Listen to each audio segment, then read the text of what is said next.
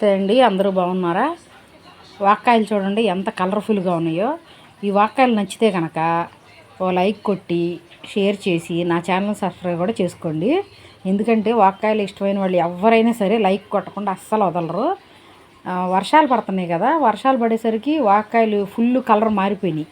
అంతకుముందు వైట్గా ఉండేవి, వర్షానికి చెట్టు కలర్ మారిపోయింది, కాయల కలర్ మారిపోయినాయి, ఫుల్ కలర్ వచ్చేసేసినాయి. పండితే తీగా ఉంటాయి కానీ పచ్చిగా ఉన్నాయి కాబట్టి విపరీతమైన పులుపు.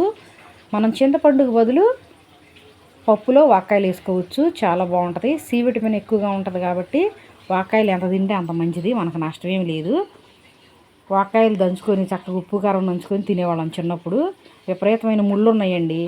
ఇది చేతికి అందేటట్టు కాయల లోపలికి ఎక్కడో మధ్యలో కాసింది కాయలు. కోద్దామంటే మాత్రం నాకు ముళ్ళు బాగా గుచ్చుకుంటున్నాయి. ఈ మధ్యకాలంలో వాక్కాయలు కుండీల్లో కూడా వచ్చేసినాయి అంట, కుండీల్లో కాసే చెట్లు వచ్చేసినాయి అంట. వాక్కాయ చెట్లు కుండీల్లో కాస్తున్నాయి అంట, బోన్సాయి.